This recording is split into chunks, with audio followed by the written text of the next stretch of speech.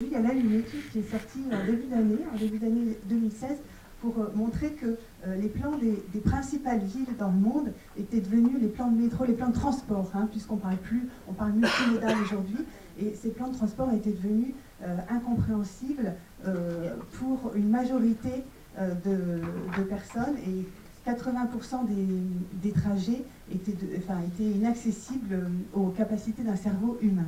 Voilà. Donc, toutes ces applis sont alimentées par des données, qui sont nos données. Et donc, on va aborder ce matin la question de la data, de la mobilité, et puis aussi de l'open data, qui va être vraiment au centre de notre débat. Et on abordera aussi la question du bien commun, qui me tient à cœur, qui nous tient à cœur à tous ici. Alors, je vais présenter nos intervenants. Donc, Franck Avis, qui est directeur de la relation client à la RATP et qui est également membre du comité exécutif. Il y avait d'ailleurs un conseil ce matin, je crois, et merci beaucoup d'être là, d'avoir interrompu ce conseil. Jean-Baptiste Cazot travaille à Citymapper à Londres. Et lui s'occupe du développement international de cette start-up qui est présente aujourd'hui dans une trentaine de villes dans le monde sous forme d'une application que vous connaissez pour beaucoup d'entre vous très bien et que vous utilisez aussi. Et puis Bruno Marsloff est sociologue. Je vous invite à lire une tribune qu'il a publiée récemment dans la Gazette d'économie. Il en écrit aussi pour Le Monde. Et Bruno Marsloff est fondateur de Chronos, voilà, qui étudie la mobilité. Alors, je vais poser la première question à Franck Avis. Donc, la loi Macron d'août 2015 impose aux entreprises qui transportent du public, impose l'open data, l'ouverture des données, et l'objectif est bien sûr d'améliorer la transparence de l'action publique, mais aussi de favoriser l'innovation et notamment la multiplication de services aux usagers. Alors, Franck Avis, vous n'êtes pas favorable à une ouverture totale et sans condition des données de la RATP, et vous allez nous expliquer pourquoi. Bonjour à tous. Alors, tout d'abord, l'open data dans les transports, il ne date pas de la loi Macron, qui est de 2015. En fait, c'est une histoire qui déjà est assez ancienne, parce que si je prends le cas de la RATP, mais c'est le cas aussi d'autres transporteurs, nous avons des portails open data depuis plus de 5 ans, qui permettent à des tiers qui s'identifient auprès de nous de venir récupérer des données, tout type de données. Vous avez parlé des plans de transport, mais aussi le nombre d'entrants tous les jours sur les réseaux, l'appositionnement géographique des points d'arrêt et des stations de métro, par exemple, pour reconstituer des cartes, la position des commerces de proximité, toute une série d'informations qui est aujourd'hui disponible gratuitement sur des portails open data, donc depuis plusieurs années. Ce qu'a changé la loi Macron, c'est que la loi Macron a légiféré sur la question du temps réel. Donc les données, les informations disponibles sur les prochains passages et sur les données de perturbation que vous trouvez sur les applications des transporteurs. Donc ça, c'est la première chose. Deuxième chose, la loi a reconnu que pour créer ces données, qui ne sont pas des données simples, il ne s'agit pas simplement de donner une information plate, comme par exemple le nombre de personnes dans cette salle. Ce sont des données structurées. Quand vous parlez d'un prochain passage, si vous êtes habitué aux applications de transport, il s'agit d'une donnée qui combine la position du train, la distance à parcourir, et donc il y a un calcul derrière. Donc, ce sont des données structurées qui nécessitent de la part des entreprises des investissements, qui nécessitent du savoir-faire, qui nécessitent de l'innovation. Vous dites que cette donnée, elle a une valeur. Je dis simplement, c'est pas moi, c'est la loi qui le dit. La loi a précisé que ces données doivent être fournies en open data, mais dans des conditions qui sont, d'une part, le fait qu'elles sont payantes, pour couvrir notamment les coûts d'investissement des producteurs de données, et deuxième chose, que ces données sont accessibles à des conditions précisées dans les conditions générales d'utilisation. Pour le cas de la RATP, ces données sont disponibles, pour autant que ceux qui les récupèrent respectent aussi les principes de l'open data, et notamment les licences ODBL. Le fait de remettre à la communauté de l'open data les enrichissements qu'ils font de leur côté sur ces données. On peut pas... Licence voilà. ODBL, est-ce que tout le monde est à peu près au clair avec ça? N'hésitez pas, non, je vois des têtes. Donc licence ODBL, c'est une licence qui encadre en fait l'open data et qui impose à celui qui va réutiliser la data de la repartager derrière avec les enrichissements. Voilà. Donc pour résumer, l'open data est une formidable opportunité de développer des services complémentaires, notamment par les startups. Si je reprends le cas de notre entreprise, on sponsorise énormément d'événements depuis plusieurs années où nous fournissons des données aux startups pour développer de nouveaux services. Mais la loi Macron a reconnu aussi que construire la donnée et la mettre à disposition, ça représente des coûts. Et donc, ceux qui souhaitent effectivement bénéficier de ces données doivent ainsi identifier, de signer des conventions, des contrats, dans lesquels effectivement ils acquièrent ces données et ils les utilisent dans les conditions d'utilisation prévues par les producteurs de données. C'est ce qu'a prévu la loi Macron. Très bien. Jean-Baptiste Cazot, il y a 6 mois à peu près, vous avez lancé une pétition à Citymapper qui a eu pas mal d'écho pour que la RATP, pour demander à la RATP de mettre en accès libre ces données en temps réel dont vient de nous parler Franck Avis. Pourquoi et où est-ce que vous en êtes aujourd'hui? Bonjour à tous. On a lancé cette pétition à Paris il y a 6 mois parce que Paris était la seule ville de France et la seule ville d'Europe, parmi toutes celles que Citymapper a lancées, où les données en temps réel n'étaient pas en open data et où malgré nos demandes, on s'était vu refuser l'accès ou même refuser le fait de discuter sur l'accès à ces données en temps réel. Et c'est la raison pour laquelle on a lancé la pétition, pour alerter l'opinion publique là-dessus, pour que les gens se mobilisent et que Paris rejoigne les autres villes de France, les autres villes d'Europe, en ouvrant l'accès à ces données. Ce qui, de ce que je comprends, est en cours et va arriver bientôt. Et pour vous, est-ce que vous êtes prêt à la payer, cette donnée? Alors on verra les conditions d'utilisation que les autorités d'Île-de-France, le STIF, fixeront. Pour l'instant, on constate simplement que dans toutes les autres villes de France, ces données en temps réel dont vous parlez sont disponibles gratuitement, à Lyon, à Toulouse, à Strasbourg, et que dans toutes les grandes villes du monde où l'application Citymapper est présente, à Moscou, à São Paulo, à Londres, ces données sont également disponibles de façon gratuite. Quand on parle de la question du coût de l'open data, ce qu'il faut bien comprendre, c'est que l'open data, dans toutes les villes, a été un moyen pour les autorités publiques, pour les contribuables, de réduire leurs coûts de façon massive. Puisqu'en ouvrant les données et en laissant des services comme nous apparaître, créer des services innovants pour les utilisateurs, les autorités publiques n'ont plus besoin de développer leurs propres services en utilisant l'argent du contribuable pour ça, et peuvent compter sur des apps comme nous, qui sont disponibles gratuitement pour l'utilisateur, dont le développement ne coûte rien à l'utilisateur final. Et dans des villes comme Londres, la municipalité de Londres estime que grâce à l'open data, ils économisent à peu près 60 millions d'euros par an.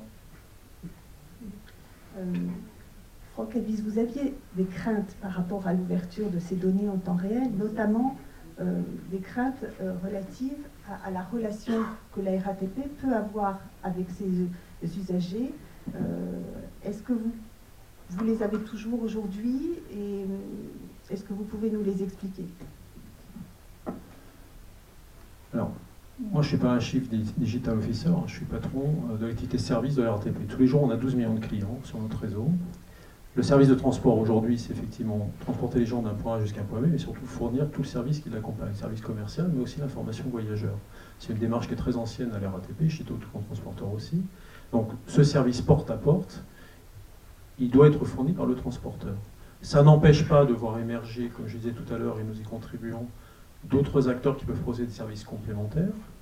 En revanche, dès lors que la loi française reconnaît le fait que la production de la donnée a un coût, que cette donnée doit être, il faut vérifier qu'elle est réutilisée de façon sincère et honnête, et qu'elle est fiable. Le vrai sujet du temps réel, c'est la fiabilité de l'information. Qui est en capacité de garantir aujourd'hui la fiabilité de l'information? Je vais prendre un exemple. Vous avez une interruption de trafic sur une ligne pour un colis suspect ou pour un accident voyageur ou pour une cause technique. Qui est en capacité de fournir l'information sur l'heure estimée de reprise? C'est le transporteur. C'est lui qui a toute l'expérience, la connaissance, les outils pour estimer un temps de reprise et pour le réactualiser en fonction des événements qui vont se passer. En combien de temps vont arriver les services de secours? En combien de temps vont arriver les mainteneurs? Quel est le diagnostic qui va être sur le terrain? Donc aujourd'hui, ces informations, elles sont créées au sein de l'activité de transport et donc mises à disposition des voyageurs de façon à ce qu'ils puissent organiser leur voyage. Donc on a ici, si elle est interrompue, on vous dira dans combien de temps le service peut reprendre et quel est l'itinéraire alternatif. Donc ma préoccupation, c'est de fournir le meilleur service possible aux clients voyageurs. Et moi, en tant qu'RATP, je suis garant de la fiabilité de cette information. Parce que le client saura d'où elle vient et il saura son fiabilité. Et si le résultat n'est pas au rendez-vous, il saura vers qui se retourner. Dans un système où effectivement ce sont des tiers qui réutilisent ces données, première chose, ils ne sourcent pas l'information de base. C'est le cas Citymatter. Qu'est-ce que vous voulez dire par sourcer l'information? Je ne sais pas si c'est le cas de Citymatter, je dis simplement que sur un certain nombre d'applications qui utilisent des transporteurs, il n'est jamais mentionné que la source est le transporteur. Première chose. Deuxième chose, quelle est la garantie de fiabilité de l'information? Qu'est-ce qui garantit que cette information est fiable? Donc je dis, mon souci, c'est d'apporter une qualité de service aux voyageurs. Ça n'empêche pas de voir émerger des services complémentaires. Mais pour revenir sur la question du temps réel, moi j'en tiens à la loi. La loi a dit qu'il fallait payer. Et la loi, et d'ailleurs on parle quand même de sommes modiques, hein. Enfin, je ne vais pas dévoiler de secret, parce que les tarifs vont être bientôt publics, mais enfin, c'est quelques dizaines de milliers d'euros pour 30 millions de requêtes par mois. Enfin, on parle de sommes ridicules, qui ne sont même pas, qui sont pas du tout à la hauteur des investissements qu'on consent, notamment pour fiabiliser tout ça. Donc je dis, le débat, me semble-t-il, primordial, c'est quand même la question, on vient à l'objet de votre colloque, c'est pas de savoir si tel ou tel peut capter la donnée gratuitement pour pouvoir après développer son business model. Mon premier point, c'est le producteur de la donnée, quelle est sa place dans la chaîne de valeur ajoutée? Parce que si vous dissuadez les producteurs de données de pouvoir investir, innover pour avoir des données qui soient structurées, fiabilisées, au bout du bout, personne n'aura cette information. Donc, quelle est la place du producteur de données dans le débat? Et deux, quelle est effectivement la valeur qu'on peut conférer à ces données? Parce que manifestement, elles ont une valeur puisqu'elles intéressent tout le monde. Et je ne pense pas que ce ne sont pas des associations philanthropiques qui nous les demandent, ces informations sur les entreprises, qui lèvent de l'argent sur les marchés, donc qui en vont bien quelque chose. Donc, on est tous d'accord. Voilà, donc ma préoccupation, c'est service aux voyageurs, sur nos applications et les autres applications, bien sûr, mais sur le temps réel, je pense que le débat a été clos par la loi. Il faut respecter la loi française. Alors justement, Bruno Marsloff, est-ce que vous comprenez les craintes de la RATP et est-ce que vous pensez qu'aujourd'hui la loi est suffisante quand elle impose l'open data pour un certain nombre d'entreprises publiques ou qui transportent du public et pas aux autres? Je trouve que cette confrontation, elle est tout à fait intéressante. Elle surgit sur un territoire qui est celui de la mobilité, sur lequel en fait le débat s'ouvre parce qu'il y a énormément d'interventions de différents protagonistes. On peut peut-être essayer de résumer en fait les grands enjeux. Les grands enjeux, moi je dirais qu'ils sont autour de la notion de maîtrise d'usage. Maîtrise d'usage de la part d'abord des usagers qui doivent être dans une situation où ils comprennent ce qui se passe avec leurs données, puisque le fournisseur primaire de la donnée, c'est quand même bien l'usager dans toutes ses composantes, qu'il soit voyageur, qu'il soit chaland, qu'il soit citadin, citoyen, peu importe. Donc il y a là en effet une première question qu'on n'a pas évoquée là, mais qui est celle de la maîtrise d'usage de l'usager. Il y a celle qu'a évoquée Franck Avis, qui est évidemment celle d'une maîtrise d'usage du côté du transporteur, qui doit garantir des questions de sécurité que vous avez évoquées, mais aussi des questions de confort du voyageur, qui doit être renseigné de manière circonstanciée et de manière éventuellement même prédictive, voire contextualisée. Il y a à un troisième niveau la maîtrise d'usage de la part de l'acteur public. L'acteur public a à voir sur ces données, puisqu'elle participe de la régulation de la ville, elle participe au travers, en l'occurrence, des flux, des trafics de cette ville. Donc cette question de maîtrise d'usage, moi, me paraît être le point d'entrée, le crible au travers duquel on peut regarder ce qui se passe. Il est bien évident que les enjeux qu'il y a derrière et la mobilité est assez passionnante sur ce sujet, puisque qu'est-ce qui s'est passé dans ces 15 dernières années?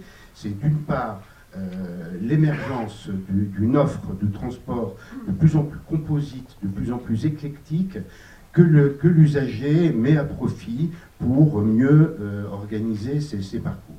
Et pour ce faire, il a évidemment besoin d'accéder à des informations, et des informations qui doivent être designées pour accéder à toute cette complexité. Et donc, l'aubaine n'a pas échappé à un certain nombre d'acteurs, et au premier chef, Google Maps, qui dès 2006 est rentré dans cette démarche-là et a enrichi une offre qui, avec Waze par exemple, qu'il a racheté pour $1 milliard il y a 3 ans, mais avec bien d'autres abondements, lui permet aujourd'hui de produire une information que lui va monétiser à sa main. Donc en fait, on est aujourd'hui à la fois dans des questions de nouveaux marchés sur lesquels se positionnent un certain nombre d'acteurs, et avec des exigences qu'il faut essayer de concilier. Alors, qu'est-ce qui s'est passé sur ces sujets-là? Le ministère des Transports a demandé un rapport qui a été réalisé sous l'autorité de Francis Jutan, qui est d'ailleurs membre du jury du prix d'innovation et qui est directeur général adjoint de l'école des mines. Et en fait, c'était extrêmement intéressant parce qu'il a introduit une première notion qui, sur ce territoire en friche, puisqu'on est sur un territoire en friche sur lequel il faut inventer, et s'il y a là ces contradictions, c'est aussi parce qu'il faut écrire ces règles. Soit on laisse les grands acteurs, les Google, etc., écrire les règles, soit l'acteur public intervient et écrit ces règles. Alors qu'est-ce qu'a fait ce rapport Jutan? Ce rapport Jutan, il a introduit une notion assez fondamentale qui ne résout pas tout, mais qui ouvre des perspectives. Il a énoncé le concept de données d'intérêt général. Donc cette donnée d'intérêt général, après ça, en effet, la loi Macron s'en est ressaisie et l'a définie de manière réductrice, en ne faisant obligation qu'aux acteurs publics de restituer cette donnée sous les conditions que vous avez évoquées tout à l'heure. Et la loi Le Maire l'a reprise. La loi Le Maire l'a reprise, et là on peut peut-être s'arrêter un tout petit peu à l'initiation, enfin au mouvement initial de la loi Le Maire, qui date donc de septembre de 2015, où pour la première fois un projet... Enfin le début, mais elle a été votée en 2016. Oui, non, le projet de loi a été mis en ligne en débat, et c'est la première fois qu'il y avait un projet de loi qui a été mis en débat en ligne, avec quand même, malgré l'aridité du sujet, 20 000 personnes qui sont intervenues, et point extrêmement intéressant, un des éléments les plus cruciaux du débat s'est passé sur l'extension de la notion de données d'intérêt général vers une notion qui était présente dans l'écriture initiale du projet autour de la notion de données de biens communs. Alors, qu'est-ce que ça veut dire et qu'est-ce que ça ouvre comme perspective? Pour comprendre qu'est-ce que ça ouvre comme perspective, il faut bien comprendre qu'est-ce que c'est que la donnée, où se situe la valeur de la donnée. La valeur de la donnée, elle se situe nécessairement dans l'intensité de sa circulation. Plus une donnée circule, plus elle est enrichie, et c'est ce qui a été évoqué tout à l'heure, c'est cette possibilité de retourner au pot commun une donnée qui a été enrichie, plus sa valeur s'accroît. Plus on peut faire de croisements entre des données d'origine diverses, mais qui vont permettre d'illustrer des occurrences et d'enrichir l'information, plus sa valeur va s'accroître. Et ça n'a pas échappé à Google. Je voudrais bien rebondir sur cette donnée de bien commun et justement poser la question. Aujourd'hui, on imagine bien que les données de la RATP font partie de ces données de bien commun. Mais est-ce que, et là je pose la question à Jean-Baptiste Cazot, est-ce que les données de Citymapper, à partir du moment où elles sont également participatives, ou en tout cas où ce sont les données des utilisateurs de l'application, est-ce qu'on ne peut pas imaginer qu'elles soient aussi des données de bien commun. Mais de quelles données parlez-vous?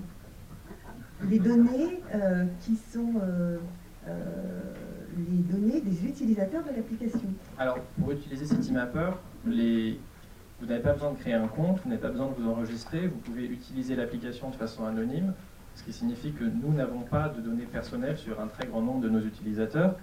Et si vous décidez de vous créer un compte dans l'application, de nous donner votre email, il est évident qu'on ne va pas repartager cet email avec quelqu'un d'autre. Et je ne pense pas que la loi Macron ou qui que ce soit nous demande de partager les données. Non, la loi ne l'impose pas. C'est une question que je vous pose à vous. Oui, bah, la réponse est qu'on protège les données de nos utilisateurs et qu'on ne les repartage pas avec des tierces parties. Et je pense que c'est ce que les utilisateurs attendent de nous là-dessus. Et en les anonymisant, ou est-ce que ça ne peut pas être utile justement aux... Alors, certaines autorités de transport, effectivement, qui nous voient comme un partenaire, nous demandent si on n'aurait pas des informations sur les parcours que les gens font dans la ville qui pourraient les aider à replanifier le réseau de transport. Ça, c'est différent. Et effectivement, c'est des conversations qu'on est disposé à avoir avec les autorités de transport de par le monde. Car si on peut les aider à améliorer leur réseau, c'est quelque chose qui nous intéresse. On voit les autorités de transport comme des partenaires partout en France, y compris à Paris où on travaille avec le STIF. On envoie d'ailleurs, à propos des données, on envoie au STIF ou à la SNCF des informations sur les erreurs éventuelles qu'on trouve dans les données, et il y en a assez souvent. On partage ces informations avec eux. On travaille aussi avec la communauté OpenStreetMaps, qui est une sorte de Google Maps public, mais Bruno peut en expliquer davantage là-dessus. On repartage des données avec OpenStreetMaps. À Paris, par exemple, on est en train, avec nos partenaires de Cycle Streets, de recréer tout le réseau des pistes cyclables dans Paris, dans OpenStreetMaps. Paris étant une des seules villes d'Europe qui n'avait pas encore ces pistes cyclables dedans. On est en train de le faire nous, et c'est quelque chose qui est ensuite que n'importe qui peut réutiliser, n'importe quelle autre application peut réutiliser. Quelque chose qui est important à comprendre, c'est qu'on n'arrive pas à Paris en demandant un privilège. L'open data, on ne le demande pas pour nous, on le demande pour tout le monde, pour que demain, des applications de transport innovantes puissent se créer à Paris également. Moi, ça ne me fait pas très plaisir, fondamentalement, d'avoir dû déménager à Londres pour aller travailler pour Citymapper. Et j'aurais aimé qu'il y ait des applications aussi innovantes qui soient développées en France, où malheureusement, ce n'était pas possible vu la situation de l'open data, plutôt que de devoir aller faire ça dans d'autres pays. Et juste pour rebondir sur les points... Franck Avis, vous n'avez pas l'air d'accord avec cette... Juste pour rebondir sur le point de Franck, sur la qualité des données et le problème de la fiabilité, je pense qu'effectivement c'est un problème essentiel, surtout en Ile-de-France. Aujourd'hui, si vous allez sur le site de la SNCF, celui de la RATP, celui du STIF, et vous regardez l'état du trafic sur le RERA, vous allez parfois avoir 3 informations différentes. Nous, ce qu'on voudrait, c'est qu'il y ait une seule source qui soit en open data et que tout le monde puisse utiliser pour garantir que tout le monde utilise la même source de données et que l'information soit fiable pour les utilisateurs.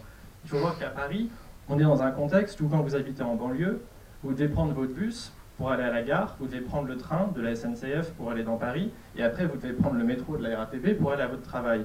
Et il est évident que personne ne va utiliser 3 applications différentes aux 3 stades de son parcours. C'est ce que je fais tous les jours et j'utilise qu'une seule application. Laquelle? Alors moi j'utilise celle de la RATP et tout y est dedans. Et y compris voilà, le Vélib, Autolib, Uber? Alors, on a développé à Paris le seul service qui permet de combiner dans un même parcours une route en partie à vélo et en partie en métro. Répondre à ça, et puis ensuite on repassera la parole à Bruno Marsloff, qui joue un peu les arbitres. Vous avez vu, c'est assez, assez sensible comme débat. Je suis très heureuse, d'ailleurs, je vous remercie beaucoup d'avoir accepté d'être venu, parce qu'effectivement c'est bien de se parler et pas seulement par médias interposés. Tout d'abord, ce sujet de l'open data dans le transport, ce n'est pas un sujet RATP Citymapper. Donc je pense que le débat, il est bien au-delà de ça. Je l'ai dit tout à l'heure, il faut de la nuance quand même dans ce qui est dit. Hein. Et j'ai tenté d'être nuancé tout à l'heure. Première chose, il y a des applications qui existent en Ile-de-France par les transporteurs, et elles sont innovantes. L'innovation n'est pas l'apanage des startups. Les entreprises savent aussi innover, et heureusement. Deuxième chose, je vous l'ai dit, tous les transporteurs fournissent beaucoup de données aux startups pour pouvoir développer des services complémentaires. Des choses pour lesquelles nous pouvons considérer que nous ne sommes pas légitimes. Je vais prendre un exemple très simple. La charge des trains. Peut-être qu'en tant qu'utilisateur, vous êtes intéressé pour savoir effectivement quelle est la bonne sortie de métro à emprunter dans une station et quel est le taux de charge dans le wagon, dans la rame que vous allez emprunter. c'est quelque chose qu'on saurait faire à la RATP. Indiquer les sorties, on le fait déjà. En revanche, le taux de charge dans le train, en tant que transporteur de transport, enfin en tant que transporteur, c'est pas forcément une information qui est intéressante pour nous. Parce que je ne vais pas améliorer le confort du voyageur en mettant systématiquement tous les voyageurs qui utilisent la même sortie dans le même wagon. Au contraire, pour faciliter le transport, il faut que les gens soient répartis sur le quai et dans les trains. Sinon, vos échanges voyageurs, qui sont calculés à la seconde près dans chaque station et dans chaque gare RER, si vous les distendez, eh bien, au bout du bout, vous perdez des trains à l'heure de pointe. C'est ça la réalité du transport.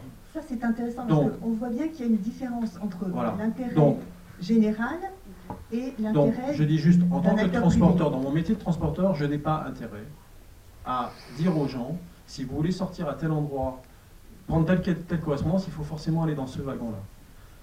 Je pense que le voyageur peut se créer son expérience. Peut-être qu'effectivement des applications peuvent l'aider pour ça, mais moi en tant que transporteur, je ne peux pas le promouvoir, parce que ça va dégrader l'offre de transport. Sur un réseau, vous avez des trains toutes les 85 secondes, 95 secondes sur la ligne 13, 2 minutes sur la ligne 1 sur le tronçon central. Quand vous perdez 3 secondes, 4 secondes à chaque échange voyageur, au bout du bout, vous avez perdu un train. Donc, il y a de la place pour tout le monde.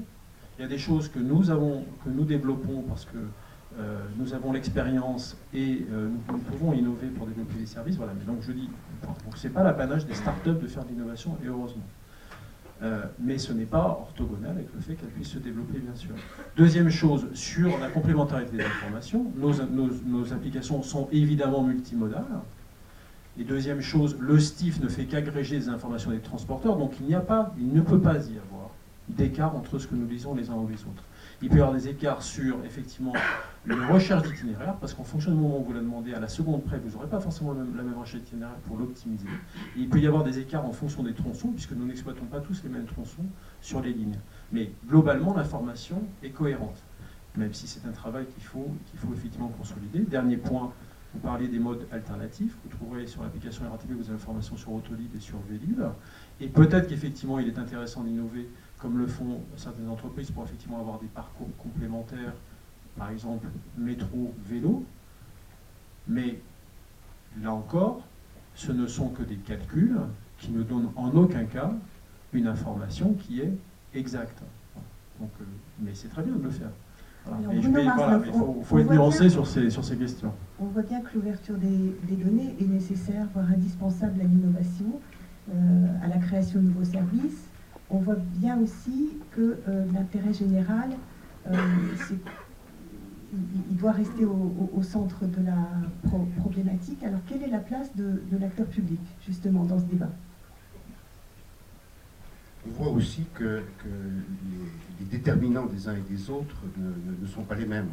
La RATP nous a dit clairement quels étaient ses déterminants, ses objectifs, et moi ce que je voudrais comprendre chez Citymapper, c'est quoi le modèle?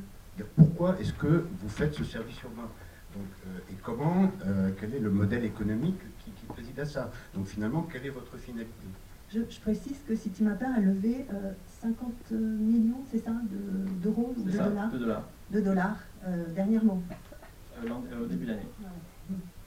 Notre finalité, c'est de rendre la ville utilisable. C'est la proposition de valeur de l'application. C'est de vous donner, en tant qu'habitant de cette ville, toute l'information dont vous avez besoin pour prendre des décisions de transport. Quelle est la meilleure solution de mobilité pour aller de A à B?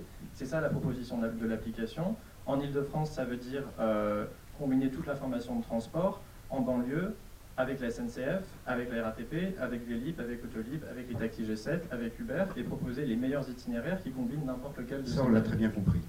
Ce qu'on ne sait pas, c'est sur le modèle économique. Quel modèle économique? Pour l'instant, notre modèle économique, on est essentiellement financé par les investisseurs que Claire a mentionné. Vous n'allez pas être en permanence financé par des investisseurs pour faire un service par un public. Donc, vous voudrez aller jusqu'au bout. Effectivement, et on pense. Est-ce que vous allez utiliser les données ensuite pour générer du profit? C'est à partir de ça que je peux répondre à la question de Claire. J'espère on pense qu'on va construire un business model avec l'application. On l'espère effectivement. Ce business model, ce ne sera pas la revente des données, puisque nous, on se bat pour que les données soient publiques, gratuites, accessibles à tous. Il est évident que dans un contexte comme ça, personne après ne peut les revendre si elles sont déjà gratuites et accessibles sur Internet. Après, on pense que c'est vrai que pour l'instant, on s'est focalisé sur la construction du produit, sur l'amélioration de l'application. et moins sur sa monétisation. Après, à long terme, on pense qu'il y a beaucoup de valeur dans ce qu'on fait. On aide